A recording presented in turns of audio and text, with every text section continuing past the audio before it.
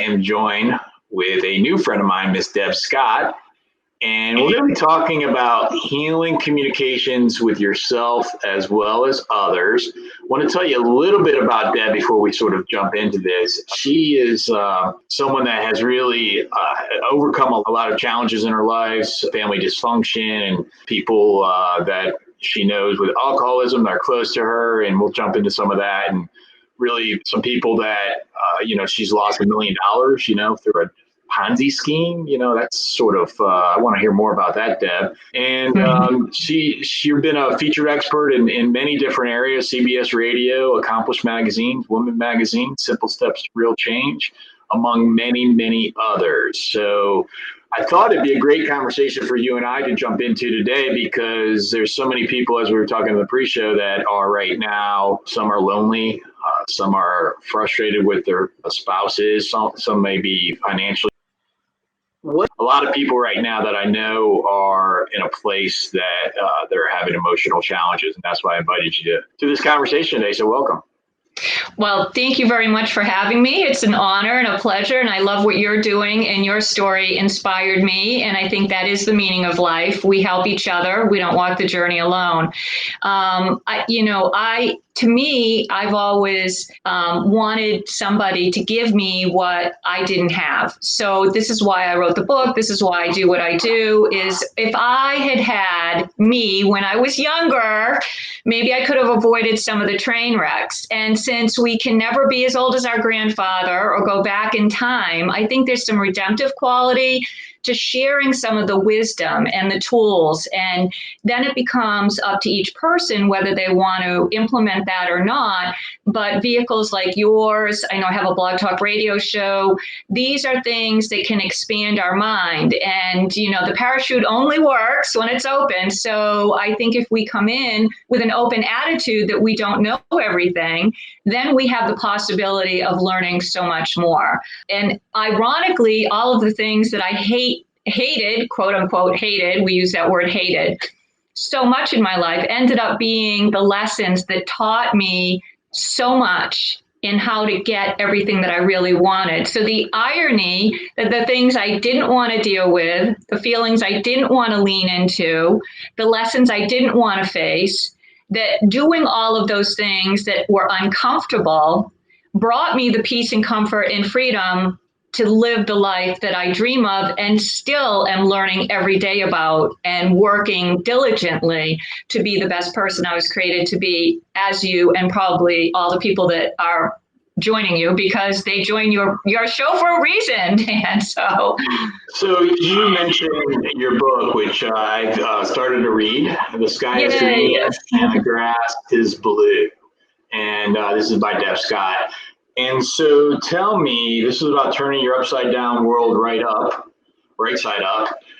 And so you mentioned, I want to develop, go into what you just shared with me in that opening there. Yet I also want to really sort of, use this as a context. So what caused you to want to write this book? Okay. Well, my experience was in cardiac surgery sales, and I was in the operating room for hours in the Boston area. And you would speak, you wouldn't believe how much, with surgeons during surgery, even though surgery's going on, and you're talking to so many people. And we would just genuinely be discussing life or things that were happening. And customers would say to me, whether they be a secretary or a cardiac surgeon or a PA, Deb, that would be great in a book, or you should put that in a book. And, this went on for years. And my mother, I'm an only child, but my mother was my best friend. And she, before she passed away of cancer, she said, Deborah, she used to say, you promised me before I die, you will finish this book. And so when she passed away, that was one of the promises that I kept, that I finished the book. So it was really a self-journaling. It was really other people saying, you should put that in a book. And I think the synchronicity of life, and maybe this has happened to you and others that are listening, sometimes people will tell you things like, oh, you should do this, or you're really good at that. And sometimes we learn about ourselves from other people in a way that we don't see ourselves that way. So that's how the book came about. And again, that I wanted to have these lessons that I never got. And so, selfishly speaking, it was quite healing for me to be able to write it and share it. And I'm working on another book. I'd rather be me, so we don't compare and despair. But it just was a lot of people, because I really don't have a lot of original ideas. They really come from all the people that I've met along the way, because I'm a firm believer we all help each other, just like we are in this moment right now. So can you say Boston again? Boston. Yeah. Thank you. Now that I'm in Florida, I have to say that I have Tom Brady and I have Brock. So life is good. I'm like all excited. But I think you are a very powerful woman to make sure that you surround yourself by Tom Brady, right? He's just like come from Boston to Florida. You can't get away from him, right? Oh my! I'm telling you, we're spoiled. I know Boston. Everybody hates us except for for everybody that's in Boston. But now I'm seeing the Tampa Bay little graphics and memes going out, so it's kind of funny.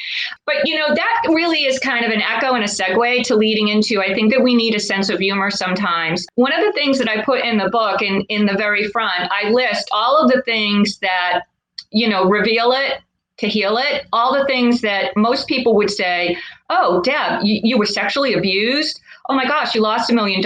Or, oh, your dad was an alcoholic. Or you had so many different struggles with family and friends, and your parents died within a year of each other, and you were a caregiver. And oh my gosh, but on the outside, you look like, you're doing the big hair, and you've got the I love me wall in the back, and you're a successful cardiac surgeon, sales rep, and what could possibly be wrong with you?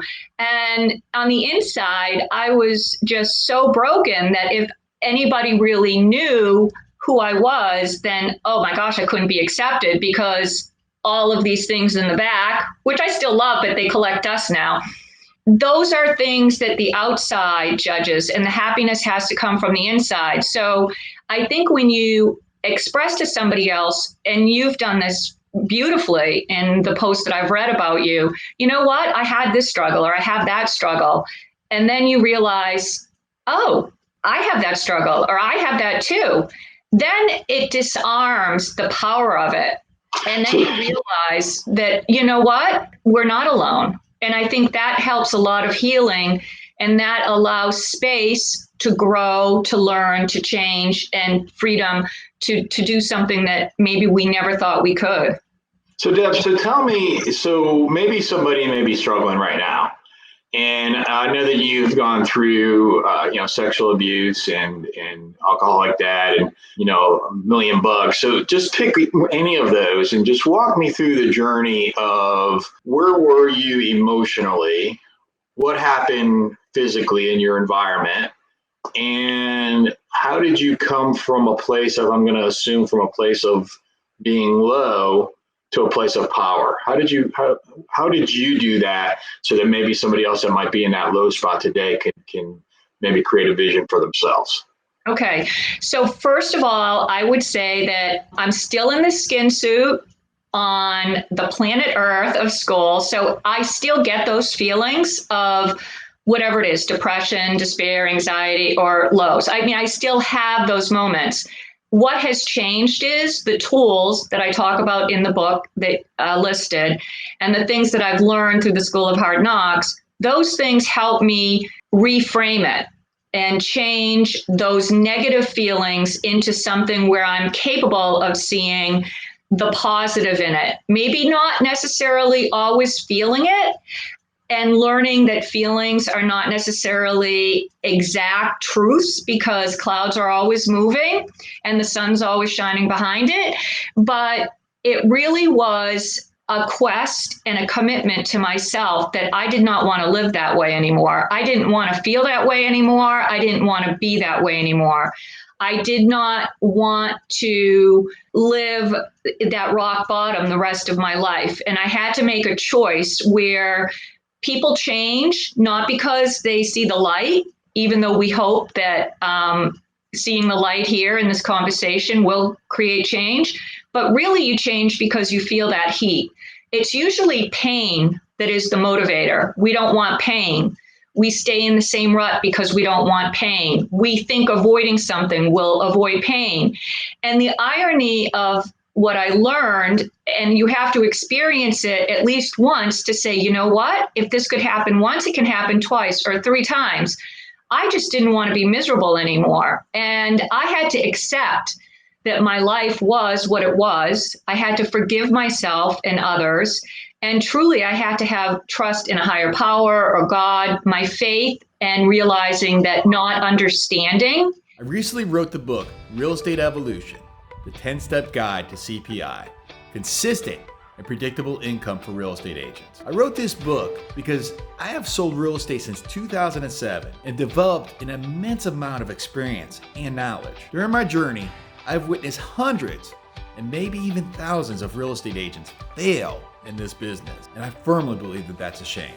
In Real Estate Evolution, I will show you the exact steps that I have used as a real estate salesperson to sell 1 to 15 homes every single month for the past 129 consecutive months. It took me more than 2 decades to learn the sales and persuasion techniques, and more than 1 decade to master the real estate sales techniques to be able to produce the content that makes up this book. And it took me more than a year to write at a pace of 3 hours every single day. If you're a real estate agent and you're looking for consistent and predictable income in your business, I invite you to get the book, Real Estate Evolution, and you can get that by visiting www.therealestateevolution.com, and I'll even give it to you for free as long as you pay for the postage. It has nothing to do with me living a good life, because as a biology major, I wanted to understand something.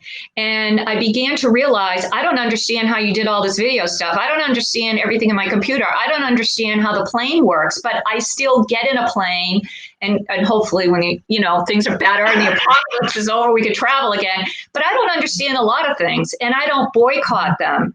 So I had to reframe negative experiences as a gratitude.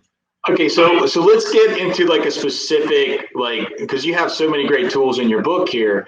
So let's walk through like just one tool that you may have used so that a listener or viewer can better understand. So if you could think back when you were experiencing one of those challenges.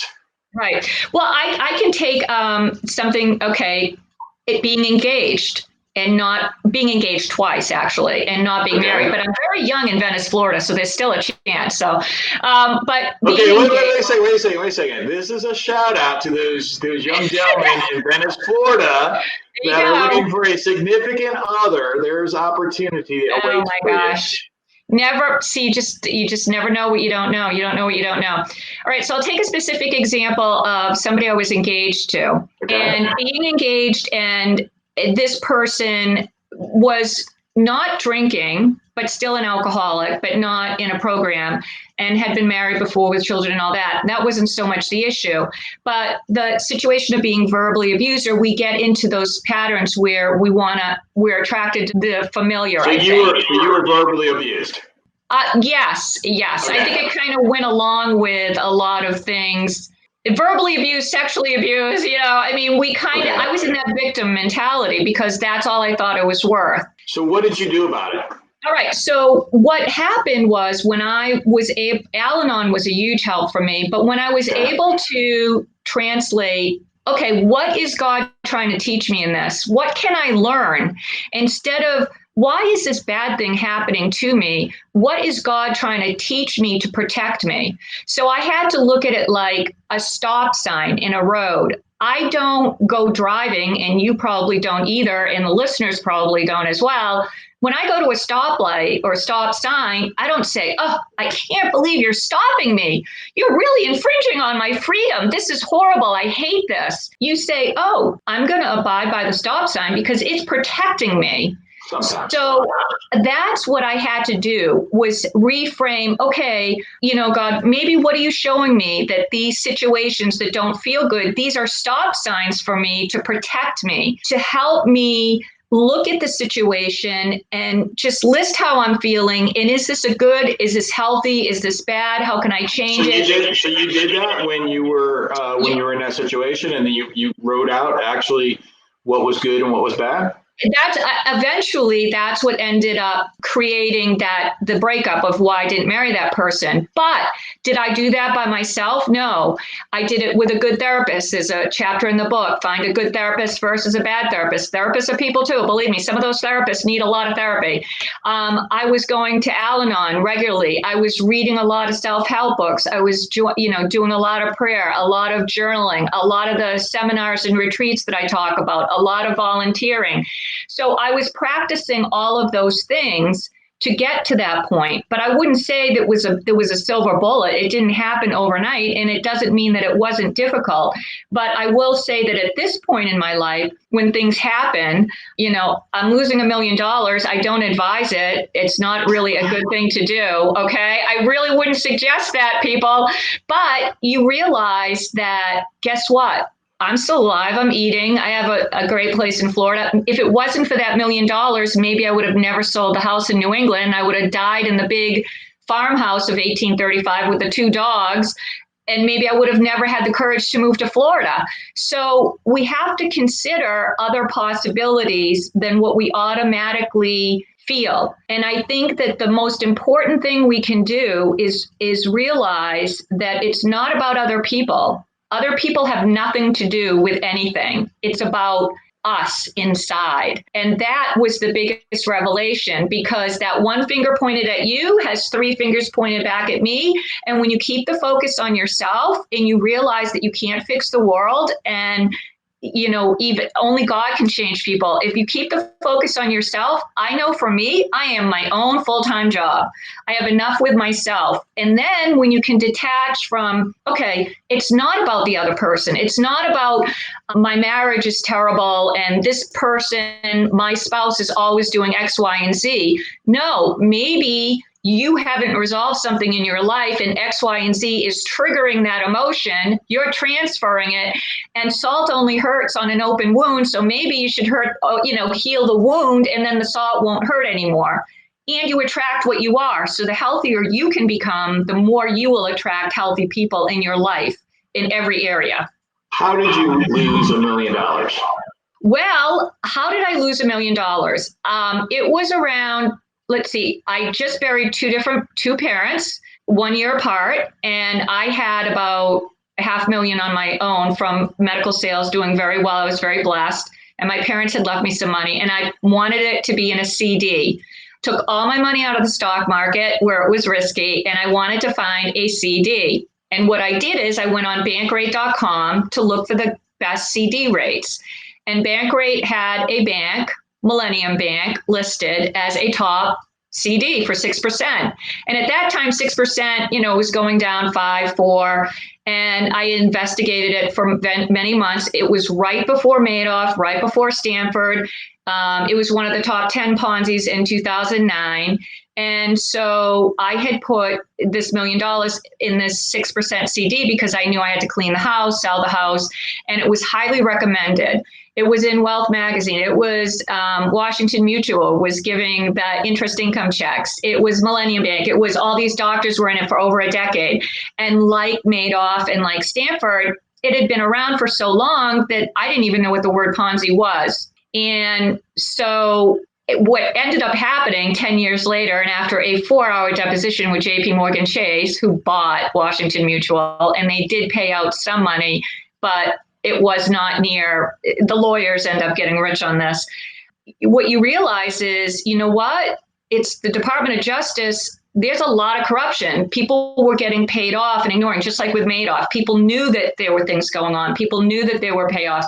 People knew that William Wise had done another Ponzi, but the SEC and all of those.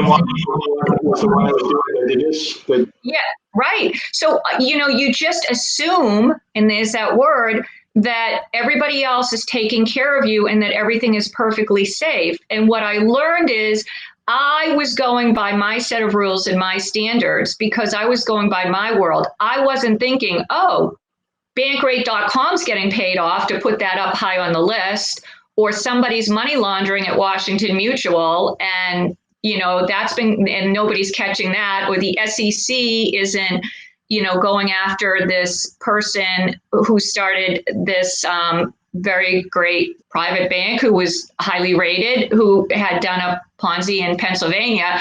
It was just one thing after another. So I think working with the Department of Justice, working with the FBI, having depositions, working with a private lawyer as well, and we did get some back, but Roshan. I recently wrote the book Real Estate Evolution, the 10-step guide to CPI, consistent and predictable income for real estate agents. I wrote this book because I have sold real estate since 2007 and developed an immense amount of experience and knowledge. During my journey, I've witnessed hundreds and maybe even thousands of real estate agents fail in this business. And I firmly believe that that's a shame. In Real Estate Evolution, I will show you the exact steps that I have used as a real estate salesperson to sell 1 to 15 homes every single month for the past 129 consecutive months. It took me more than 2 decades to learn the sales and persuasion techniques, and more than 1 decade to master the real estate sales techniques to be able to produce the content that makes up this book. And it took me more than a year to write at a pace of 3 hours every single day. If you're a real estate agent and you're looking for consistent and predictable income in your business, I invite you to get the book, Real Estate Evolution, and you can get that by visiting www.therealestateevolution.com, and I'll even give it to you for free as long as you pay for the postage. I ran an email chain with so many people that had invested and lost everything. And similar to Madoff and Stanford and all these scams, they really go for, it just seems like people that are really nice get so hurt, and people have died, and people that couldn't see, and people that lost life savings. And there's always someone worse off in life than us. But it wasn't like I went to a back alley to put my money in a 25% seat. No, I went to bankrate.com, and this was supposed to be great. And I think do you remember the moment that you realized that it was a Ponzi scheme? Yes, I do. Tell me about that exact moment. I was going to the gym in Newburyport, and it was on CNN. And a friend of mine said, Deb, isn't Millennium Bank, isn't that where you have your CD? And I remember looking as I'm entering, and I see it on CNN. And what did you think right there? What did you feel? I'm like, this can't be true. It was like 9/11. Like, this isn't happening. Even though I'm seeing those planes going into the buildings, it's not happening. They can't be real. And I remember absolutely, like, you turn on a faucet and your guts fall out. That was me. And I just said, it can't be real. But then when I called the broker and, did you call the broker right away? I mean, you're going into the gym. I actually stayed at the gym and finished the workout because I'm like, that can't be true. I really just. And you remember the workout where you just like noodling this through, and you're on the treadmill noodling this through? I mean, what's going on there? Well, I think I was saying this can't be true, and I've got to call Bob Kelty. I mean, this can't be true. This can't be true. And I just kept saying, I'm sure there's an explanation. So I just thought, it can't be true. And then when I found out it was true, I really how did you find out it was true? Because I did. I called Bob Kelty after the gym, and I said, hey, I just got out of the gym and I just saw this on CNN, and safety of principle, and this is a CD, and what is this word Ponzi, and that's $1 million, and you were there telling me how happy my parents would be. I just buried 2 parents, and you stole $1 million from me. What did he say to you? Oh, I didn't know either. This is William Wise, and we'll get this back, and this will be fixed. And, I learned to deal with a lot of people in my life, but I never got trained in how to deal with a sociopath. So I had something scheduled. At that time, I was director of confirmation, and I had 2 busloads of kids going to an event. And I was on my hands and knees begging God, okay, this is a test. Is the $1 million more important than me still following through with these kids? And I've got to just I've just got to ask you for the strength, because I have no strength to do this with the kids. That's already been a commitment, and I'll find out somehow how this will work out. So I did go, but let me tell you, sick as can be. And that went on for 10 years, that Ponzi went on for. And about the aftermath, the recovery from that, because I know that you're healthy now in regards to that. What year did that happen? That was in 2009 that the SEC closed it down. And you can, if you go on the list of Ponzi's, it was in the top 10. And let me just say, every day is like a struggle to still forgive and grow. And I have the cuckoo clock. Forgive and grow. I wouldn't say that there isn't still a little residual impact with money. You lose $1 million, and trust me, you know, it changes how you feel about a lot of things. But I have the awareness and I have the self-talk with my own therapy in saying, okay, here's the good news. I learned that money doesn't buy you happiness. I learned that money is not going to change the sun coming up the next day. I lost friends, people that I thought were my friends that didn't want to have anything to do with me anymore because I didn't have that money. I learned the value that I put more of my faith in my $1 million bank account than I did in God.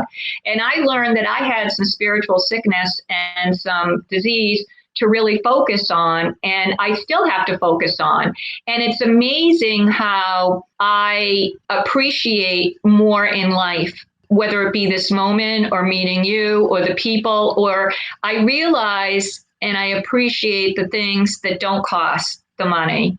And I think that the real gift is that I would have never ended up in Venice, Florida, where I've met some of the best people and I do some of the things that I love the most. Why Venice?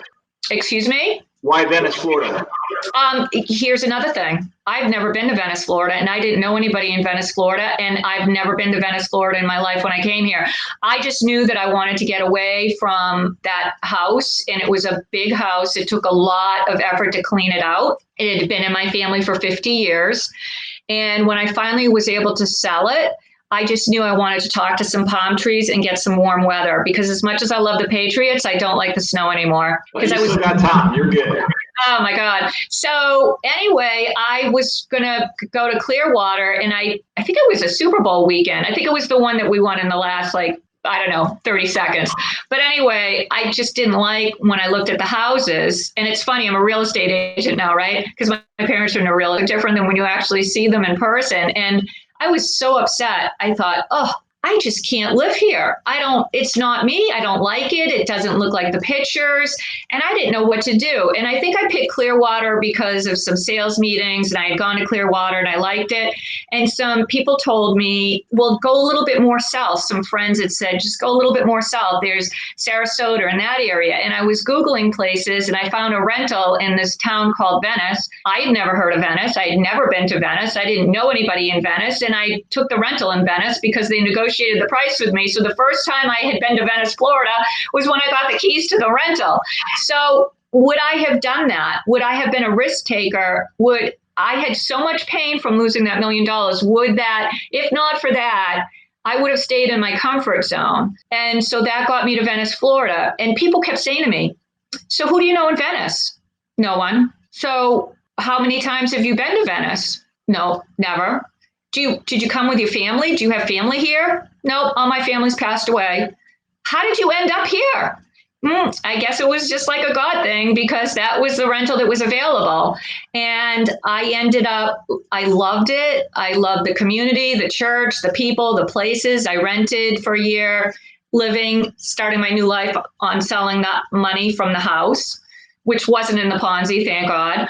And then, ended up buying something and starting a new career into real estate, doing something different, but still keeping some of those things that I love from before, like the writing, the radio show, and the teaching and the speaking and things like that. But it's, reinvent yourself. So let me ask you, Deb, so we only have about 2 minutes left. And what I really want to ask you is if you are at home, if you're a viewer, you're listening to this right now, and you are in that low place, what advice do you have to that person right now that is experiencing some challenges, some frustrations, some despair? What would you give? Say it's not me, but let's say that was me. What advice would you give to me? Okay. I would say pay no attention to the little voices in your head. Do not believe everything you think. Don't buy the lie. It's not true. And I am living proof that it's not true. So here's the simple thing. You cannot believe everything that you think. What the problem is you don't have the right antibiotic to kill the disease. And you need to get new tools in your toolbox, like your show, my show, your book, my book, other people, great people we know mutually. And you have to be open to learning something new. And you have to find people that have overcome obstacles in ways that you could never imagine, and you have to learn from them. If you want to become a good tennis player, you don't go out there and find the worst tennis player. You find someone that, okay, if I suffer depression, all right, maybe Deb has something to help with depression, or if I suffer anxiety, or if I lost money, or I had a relationship that fell apart. You know what? There's somebody that's had what you have. Find them. And that's it. So your advice, to sum it up, is to surround yourself with the right people to get their energy, their wisdom, their partnership, their coaching, their friendship, so that you can, because together we can all, get through this, regardless of what you're experiencing. Not you, Deb, I'm talking to everybody except for you. Regardless of what you're experiencing right now, others are in the same shoes, in the same boat, and find people that you can align with. Right. Yes. And, and you and I both know, like, Al-Anon was one of the biggest saviors for me, and it's $1 donation. And that was better than, so there's things out there for cheap and for free. Yeah. And just don't believe what you're thinking. Don't buy that lie. And you know what? Love yourself enough to do it. Love yourself. Love yourself enough to do it. And if you believe that you exist for a reason, because God doesn't make junk, then you're supposed to do something, and stop wasting your life. Stop being mean to yourself. Do something good for yourself, and, get with a good coach, get into a great meeting, because 50 years from now, I'm not going to be here, but I hope I did something that was worthwhile. And we are all here for a reason. So love yourself enough to give you the chance to discover who you are. And there's so many awesome people out there. And I can't thank you enough for having me on your show and what you're doing, because you're an inspiration to me. Thank you very much. Deb, how can I get in touch with you? Well, you could email me, deb@debscott.com. You can contact you, and then you can get in touch with me. You can go get my book at Amazon. The Sky is Green and the Grass is Blue. Yes. And it was a bestseller in transformation. And then we get your book too. There you go. We can do a dynamic duo there. I love that. Yay! And just find me, my Facebook page. You can find Deb Scott, author, speaker. You can Deb Sells Florida. You can find real estate. You can call me, text me. I'm not quite ubiquitous, but I'd like to be around social media as much as you. So, I love speaking from people, and I love learning from people, and I'm just grateful to just be here. Thank you, Deb. Appreciate your time. Bye. Give us a thumbs up by clicking the like button below. Don't forget to subscribe to Get Rock Solid Coaching channel and stay ahead of the game.